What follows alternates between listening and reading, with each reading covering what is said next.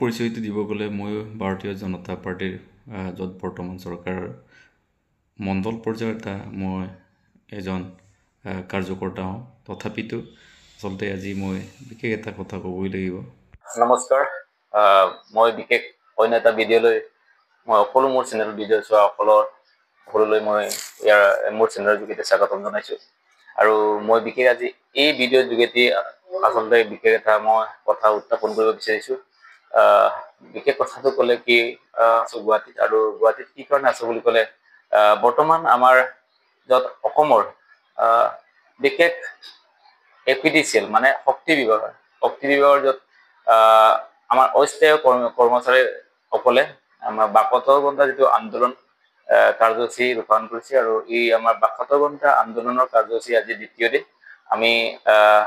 য'ত ৭২ ঘণ্টা এই আন্দোলনৰ যিটো কাৰ্যসূচী, য'ত সমগ্ৰ অসমৰ আমাৰ কৰ্মচাৰীসকলে আজি য'ত গুৱাহাটী ৬ মাইল চচল যিটো ধৰ্ণা যিটো স্থলীত আমাৰ চচলত যিটো ধৰ্ণা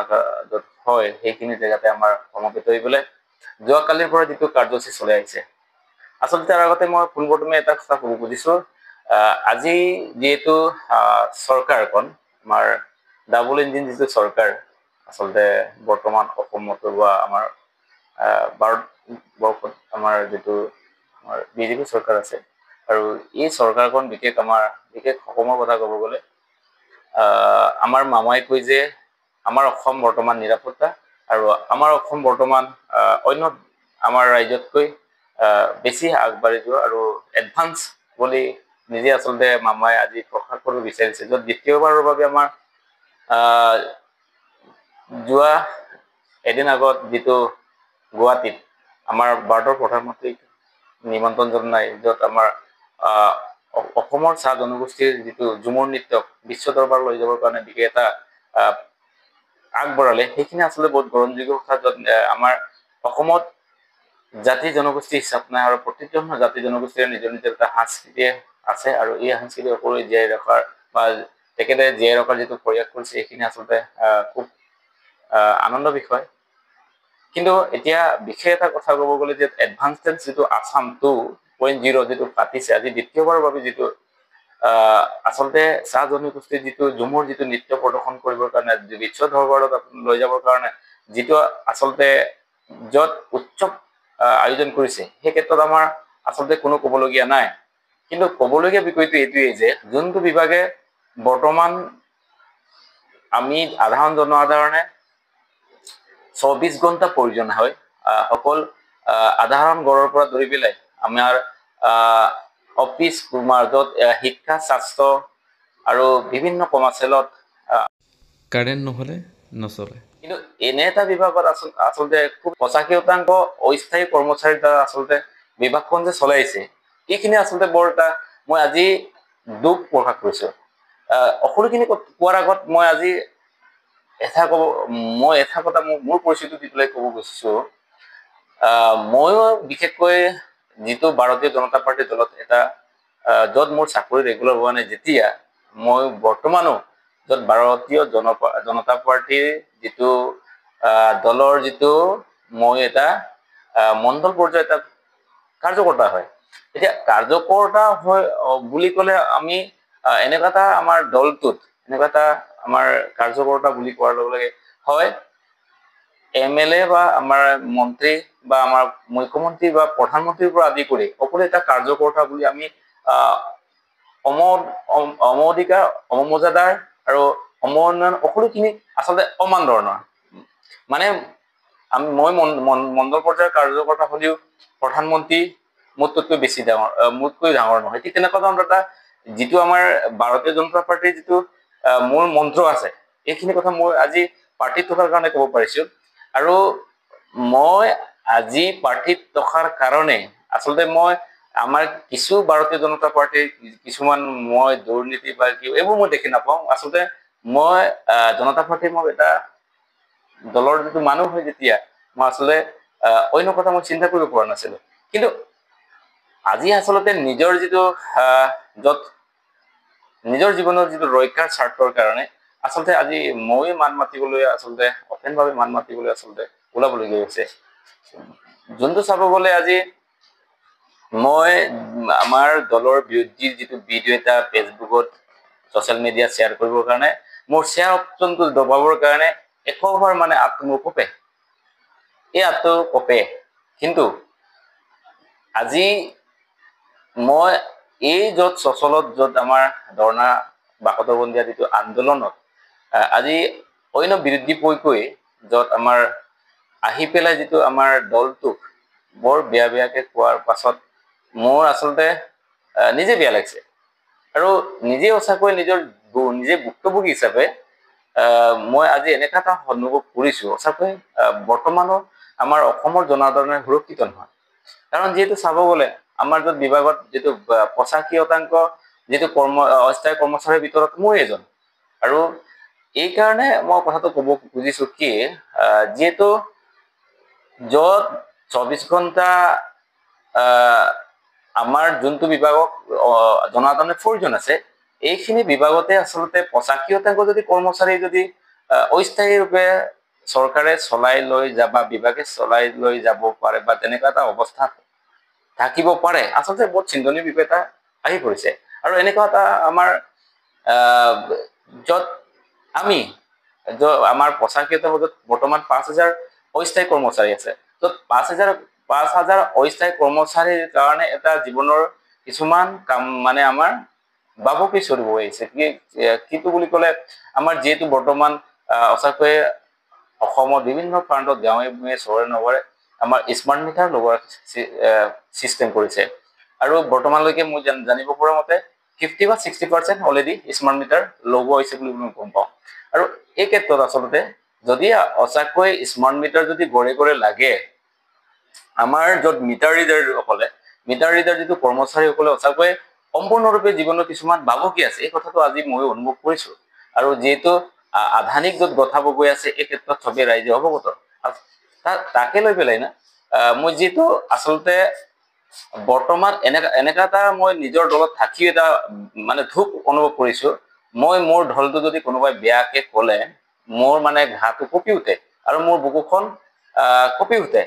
কিন্তু আজি মই নিজে ক'বলৈ বাধ্য হৈছো সঁচাকে কিছু দৃশ্য দেখি পেলাই। যিহেতু মই ক'ব বিচাৰিছো বৰ্তমান আমাৰ অসম চৰকাৰক আমি মানিব লাগিব। আজি চাব গ'লে উন্নয়নৰ ক্ষেত্ৰত ক'ব গ'লে আমি ৰাস্তা ঘাট পদূলি বা দলং নিৰ্মাণৰ ক্ষেত্ৰতে হওক, স্বাস্থ্যৰ ক্ষেত্ৰতে হওক, আমাৰ শিক্ষাৰ ক্ষেত্ৰতে হওক, আমাৰ বাণিজ্যিক ক্ষেত্ৰতে হওক, বিভিন্ন ধৰণৰ আমাৰ আগবাঢ়ি অহা বা আগবাঢ়ি যোৱা হয় আমাৰ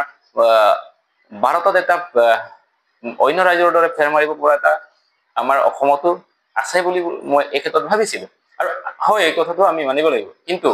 যিহেতু বৰ্তমান মই নিজে ভুক্তভোগী, যিটো ডিপাৰ্টমেণ্টত FEDCL য'ত শক্তি নহলে অসমখন যিটো কাৰেণ্ট নহলে নচলে, আৰু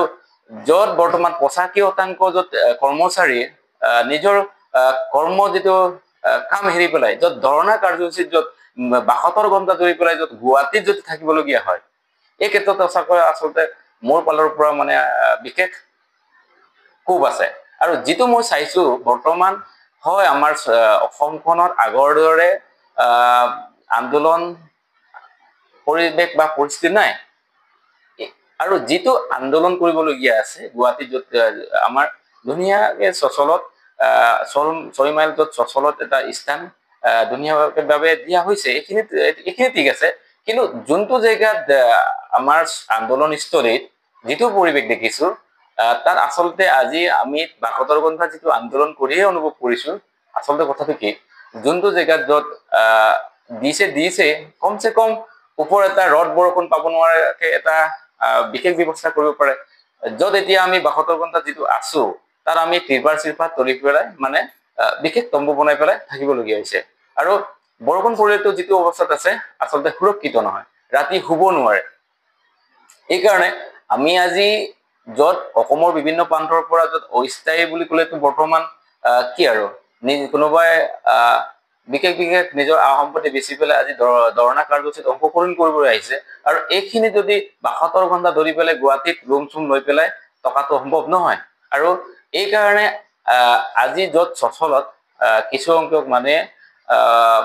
ইমান যে মহ উৎপাত গুৱাহাটীত এইটো কাকবাই নতুনকে ক'বলগীয়া নাই। মহ কামুৰি আঁঠুৱাৰ ব্যৱস্থা নাই আৰু খোৱা বোৱা ভালকে কৰিব পৰা নাই। এই অমুকবোৰ কথাখিনি আচলতে লৈ পেলাই মই আজি সঁচাকৈ মই দুখ অনুভৱ কৰিছো যোনটো সচলৰ স্থান যিটো দিছে সেইখিনি কমচে কম থাকিব পৰাকৈ অকণমান ব্যৱস্থাটো কৰি দিব পৰা হ'লেহেঁতেন ডাঙৰ এটা তাত পুঁজি নালাগে হয় কেইবা লগত পুঁজিতে দেখোন এটা ধুনীয়াকে বৰষুণ পৰিলেও যাতে ৰদ পালে যাতে নোপোৱাকৈ জাষ্ট তম্বু চম্বু অস্থায়ীভাৱে তম্বু বনাই পেলাই যাত আন্দোলনত বহিব নোপোৱাকে সৰুকে মানে এটা গড় চৰ বনাইতো দিব পাৰে কোনো তেনেকুৱা ব্যৱস্থা আচলতে মই দেখা নাপালো এইটো কৰিব বিচাৰিছে নেকি যে আগতে ঋষি মুনিসকলে ভগৱানক পাবৰ কাৰণে তপস্যা কৰিবৰ কাৰণে জাৰৰ দিনত পানীৰ নামি আৰু গৰমৰ দিনত জুইৰ ওচৰত বহি ঠিক তেনেকে ধৰণে বোলে পূজা কৰিলে নোবোৱাকৈ পূজা কৰিলে ভগৱানক পোৱা আশা আছিল বা ভগৱানক পাই বুলি এনেকুৱা ধৰণৰ বিশ্বাস আছিলে আৰু আমাৰ মামাই এইটো কৰিব এইটো বুজাব বিচাৰিছে যে বৰ্তমানো যদি কোনোবাই আন্দোলন কৰিব বিচাৰে আগৰ ঋষি মুনিসকলৰ দৰে আচলতে চচৰত বৰষুণ ৰদ বৰষুণ নেওচি আজি মহ য'ত উৎপাতত মহ কামোৰ সহ্য কৰি আন্দোলন কৰিলে আপুনি চকুত লাগিব নেকি বা আপুনি গাল লাগিব নে ঠিক তেনেকুৱা ধৰণৰ আপুনি বুজাব বিচাৰিছিল আচলতে এই কথাটো মই বুজি নাপালো এইকাৰণে মই অনুৰোধ কৰিব বিচাৰো যে আচলতে মই আশা কৰিছো আপুনি যিবোৰ কাম কৰি দেখাইছে এইখিনিত মই আচলতে আদৰণি জনাইছো আৰু য'ত মোৰ নিজৰ সুৰক্ষিতৰ স্বাৰ্থত আচলতে এই কথাটো বা ৰাইজৰ সুৰক্ষিতৰ স্বাৰ্থত মোৰ য'ত 5,000 কৰ্মী সুৰক্ষিতৰ স্বাৰ্থত যিটো মই ক'ব বিচাৰিছো য'ত আজি 72 ঘণ্টাৰ যিটো ধৰ্ণা কাৰ্যসূচী দ্বিতীয় দিন চলি আছে আৰু আমাৰ দুদিন বৰ্তমানলৈকে আছে এইখিনিত যাতে যেন আৰু দুদিন শেষ নোহোৱালৈকে আপুনি অতি সোনকালে আচলতে ব্যৱস্থা কৰিব লাগে যিহেতু আপুনি গম পাইছে ইতিমধ্যে বিভিন্ন আমাৰ প্ৰচাৰ মাধ্যমৰ যোগেদি আমাৰ বিশেষ আন্দোলনখিনি দৃশ্যসমূহ আপুনিতো নিশ্চয় পাই আছে এইখিনি পোৱাৰ পাছতে আপুনি ক'ত আছে হয় গম পাইছো আপুনি এডভান্স আসাম য'ত আপোনাৰ 2.0 যিটো বৰ্তমান চাহ জনগোষ্ঠী জম্মু নৃত্যৰ কাৰণে যিটো বিশ্ব দৰবাৰ লৈ যাব কাৰণে আপুনি প্ৰটোকলত ব্যস্ত আছে এইখিনি কথাটো আচলতে মই নহয় গোটেই অমুকত বৰ্তমান অসমে গম পাই আছে কিন্তু সঁচাকৈ মই এটা কথা আজি অনুভৱ কৰিছো কোনোবাই আজিৰ দিনটোত কান্দিলে কোনোবাই আজিৰ দিনটোতে আহে বা কোনোবাই এই দিনটোতে সুখত আছে কোনোবাই এই দিনতে দুখত আছে কিন্তু মই এটা কথা ক'ব বিচাৰো আপুনি যিহেতু আমাৰ অসমৰ নিবনুৱাৰ যিটো সমস্যাখিনিও দূৰৰ ক্ষেত্ৰত আপুনি নিবনুৱাৰ যিটো ক্ষেত্ৰতো আপুনি যথেষ্টখিনি আগবঢ়োৱা নহয় আগবাঢ়িছে কিন্তু বিভিন্ন দিশটো চোৱাৰ পাছত কিন্তু এই বৰ্তমান য'ত অক্তি বিভাগে য'ত নহলে য'ত অসমৰ জনাৰ্দনে নচলে এই বিভাগটো আপুনি য'ত 85% অস্থায়ী কৰ্মচাৰী লৈ পেলাই আচলতে চলাই ৰখাটো আচলতে মোৰ পালৰ পৰা মই আচলতে অভিযোগ কৰিব পৰা নাই এইকাৰণে আপুনি অতি সোনকালে এই বিভাগৰ য'ত 5,000 জনৰ যিটো কৰ্মচাৰীৰ জীৱনক লৈ পেলাই অতি সোনকালে আপুনি য'ত স্থায়ীকৰণৰ কাৰণে আমাৰ যিটো দাবী আছে দাবীখিনি আপুনি নিশ্চয় মোৰ এই ভিডিঅ'ৰ জৰিয়তে নহলেও বিভিন্ন ধৰণৰ আমাৰ দাবী উত্থাপন আছে আৰু সামাজিক মাধ্যমত আমাৰ প্ৰচাৰ কৰা আছে তাত বিশেষকৈ গুৰুত্বপূৰ্ণ কথাটো হ'ল আমাৰ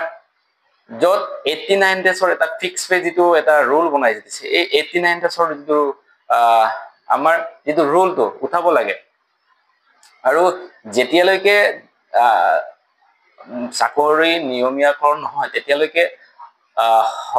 সমকাম সমমৰ্যাদাৰ আচলতে প্ৰদান কৰিব লাগে আৰু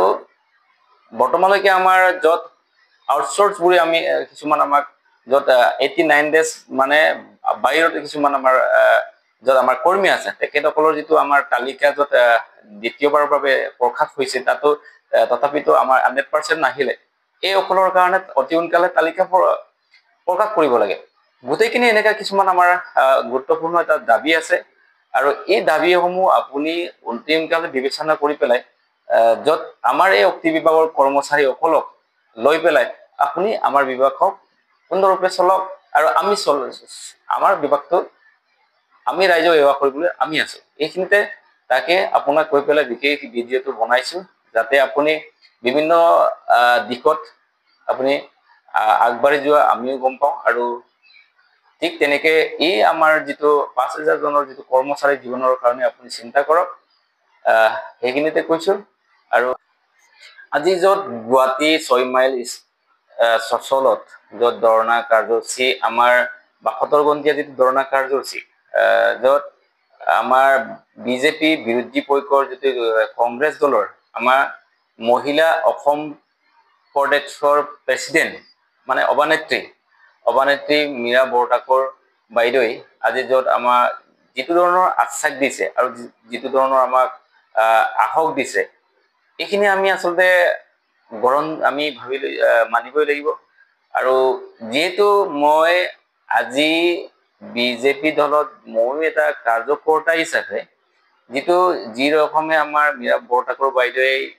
আমাৰ হকে অসমৰ খিলঞ্জীয়াৰ হকে আৰু আমাৰ য'ত অক্তি বিভাগৰ 5000 জনৰ যিটো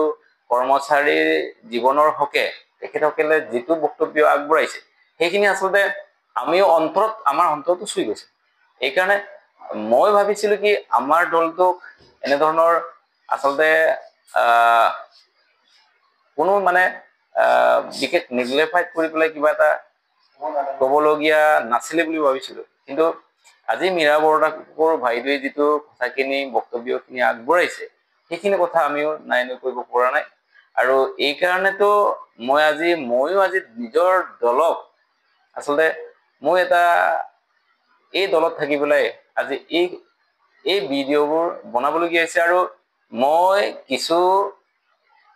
বিশেষ আমাৰ দলৰ বিৰোধী কিছুমান মন্তব্যমূলক কিছুমান আমাৰ ভিডিঅ' মই ছ'চিয়েল মিডিয়াত শ্বেয়াৰ কৰিবলৈ আচলতে 100বাৰ চিন্তা কৰোঁ শ্বেয়াৰ যিটো বুটমটো টিপিবলৈ মই 100বাৰ চিন্তা কৰোঁ আৰু কেনেবাকৈ শ্বেয়াৰ কৰিলেও মই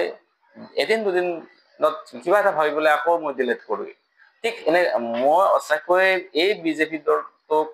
পুৰা মোৰ বিশ্বাস আছে আৰু আস্থা আছে আৰু মই এই বিশ্বাস আৰু আস্থাৰ পৰাই আজি মই 16 চনৰ পৰা এই বিজেপি দলটোত মই আচলতে যোগদান কৰি কাম কৰি আছো নিষ্ঠাৰে আৰু তৃণমূল পৰ্যায় হলেও আচলতে মই কাম দলৰ ওপৰত মই কাম কৰি আগবাঢ়ি লৈ গৈ আছো কিন্তু আজি নিজৰ উন্নয়নৰ স্বাৰ্থত বা নিজৰ জীৱনৰ যিটো স্বাৰ্থত আজি ভুক্তভোগী হৈ পেলাই যিখিনি কথা মই আচলতে উপলব্ধি কৰিছো এইখিনি কথা আচলতে উপলব্ধি কৰিব ক'বলগীয়া বিষয়ে এইকাৰণে আমাৰ বৰ্তমান য'ত সুদক্ষ মুখ্যমন্ত্ৰী ডক্টৰ আমাৰ হিমন্ত বিশ্ব শৰ্মা ডাঙৰীয়াক আচলতে মই ইয়াৰ পৰা আহ্বান জনাইছো আপুনি যিখিনি কাম অসমত বিভিন্ন ধৰণৰ উন্নয়নমূলক য'ত কাম কৰিব পাৰিছে যেতিয়া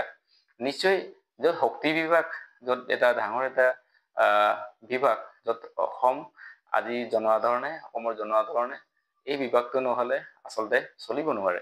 বা এই বিভাগটো য'ত 85% যদি অস্থায়ী কৰ্মচাৰী যদি চলাই থাকিবলগীয়া হয় বা এই বিভাগটো আপুনি চিন্তা কৰিবলৈ সময় আহিলে বুলি মই ভাবো যাতে যেন মই বৰ্তমানো বিজেপিত আছো আৰু থাকিম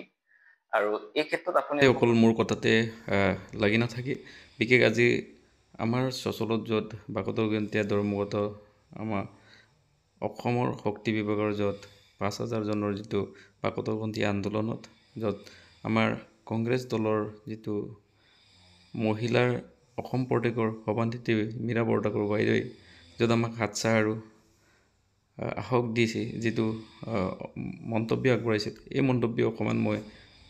এই ভিডিঅ'ৰ জৰিয়তে শুনাব বিচাৰিছো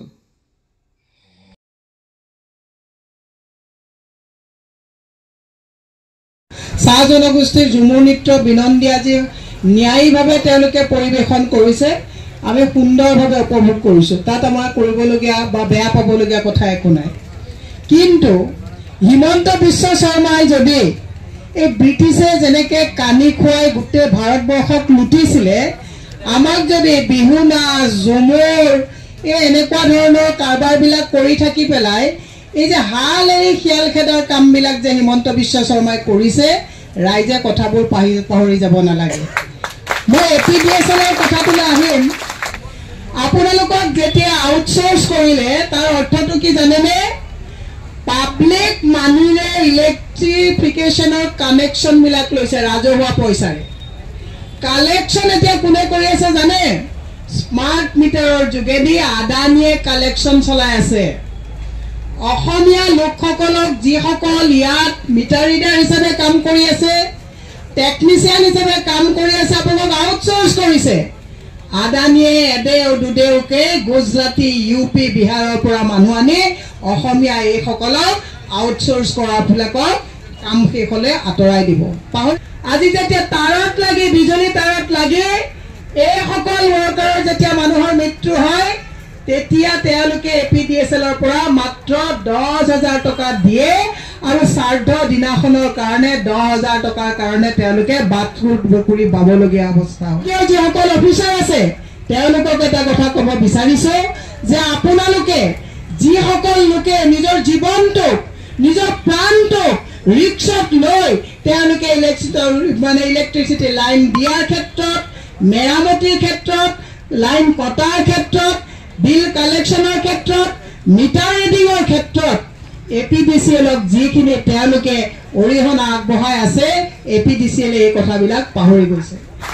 এইসকল মানুহৰ ভৱিষ্যত কি হ'ব?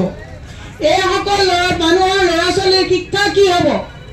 এইসকল ল'ৰা ছোৱালীৰ স্বাস্থ্যৰ অৱস্থা কি হ'ব? ভৱিষ্যত কি হ'ব? এই কথাবোৰ ভাবিবলৈ সময় আছেনে? আজি স্মাৰ্ট মিটাৰৰ ক্ষেত্ৰত, আজি স্মাৰ্ট মিটাৰ যেতিয়া 34 লাখ মানুহৰ ঘৰত স্মাৰ্ট মিটাৰ জোৰ জবৰদস্তি কৰি স্মাৰ্ট মিটাৰ ইনষ্টল কৰিলে, এতিয়া স্মাৰ্ট মিটাৰ হৈ যোৱাৰ লগে লগে আধা আপোনালোকৰ কাম নাইকিয়া হৈ গ'ল। কাৰণ এইটো ৰেগুলেটিংটো ক'ৰ পৰা হয়? এটা অফিচৰ পৰা ৰেগুলেট হয়, এইটো ডিজিটেলি ৰেগুলেট হয় আৰু দুদিনমানৰ পিছত মিটাৰ ৰিডাৰৰ কোনো কাম নাথাকিব। আজি APDCLৰ লোকসকলে 72 ঘণ্টাৰ ইয়াত অৱস্থান ধৰ্মঘট কৰিছে। তেওঁলোকৰ যিটো চাকৰি ফিক্স পে কথা কৈছে, ক'ৰবাত শুনিছে য'ত বস্তুৰ দাম আকাশলংঘী হৈছে, তাত 12,000, 15,000, 17,000 টকাৰ স্লেব লৈছে। আৰু আজি এডভান্টেজ আছামত ৰেচম আৰু মুগাৰ আজি যিখন ডাঙৰ প্ৰকাণ্ড দোকান দিছে, আদানী আহিব, এই গোটেইবিলাকে যেনেকৈ আজি গোপীনাথ বৰদলৈ এয়াৰপৰ্টটো লৈ গ'ল, APDCLৰ গোটেই কামখিনি আদানীয়ে লৈ যাব। আদানীয়ে অসমৰ মানুহক কেনেকুৱা ব্যৱহাৰ কৰিব, মোৰ লগত বলক, মই গোপীনাথ বৰদলৈ বিমানবন্দৰত নি আপোনালোকক দেখাই দিম। গুজৰাটীয়ে অসমীয়া মানুহৰ মুখত বুঢ়া আঙুলি লগাই দিছে আৰু আদানীয়ে যিদিনাখন সম্পূৰ্ণভাৱে APDCLটো হস্তক্ষেপ কৰিব, সেইদিনাখন কোনো অসমীয়া মানুহে স্মাৰ্ট মিটাৰ নলগাওঁ বুলি ক'বলৈ দম নাথাকিব। মই আপোনাক কৈছো, অসমৰ জনতাই ভিউ চাই, নিউজ চাই। অসমৰ জনতাৰ যদি উদাৰতাক দুৰ্বলতা বুলি ভাবিছে, হিমন্ত বিশ্ব শৰ্মাই ভুল কৰিছে বুলি মই আজি স্বচ্ছলৰ পৰা কৈ গৈ আছো। এইসকল যিসকল লোক আজি য'ত আমি ঘৰত এটা চুইচ দবাওঁতে চিন্তা কৰি দবাওঁ যে ক'ৰবাত কাৰেণ্ট শ্বৰ্ট হৈ মৰিম নেকি, কিন্তু এইসকল লোক আজি স্বচ্ছলত যি বহি আছে, ইমান ডাঙৰ পাৱাৰ লাইনত তেওঁলোকে নিজৰ জীৱনটো তুচ্ছতাচ্ছিল্য কৰি কেইটামান পইচাৰ কাৰণে তেখেতসকলে নিজৰ জীৱনটোকো তেওঁলোকে তুচ্ছতাচ্ছিল্য কৰি চাকৰি সন্ধান দিয়াৰ পাছত আজি 72 ঘণ্টীয়া অৱস্থান ধৰ্মঘট কৰিছে। আৰু ইয়াত APDCLৰ যিসকল মুৰব্বী বিষয়া আছে, তেওঁলোকে হুমকি দিছে যদি ধৰ্মঘট কৰা দৰমহা কৰ্তন কৰিম। কিন্তু সেইসকল বিষয়ে পাহৰি যাব নালাগে, তোমালোকৰো যে দৰমহা দি থকা হৈছে অসমৰ ৰাইজৰ তেজ পানী কৰা ঘাম মাটিত পৰোৱা পইচাৰে দৰমহা দি আছে।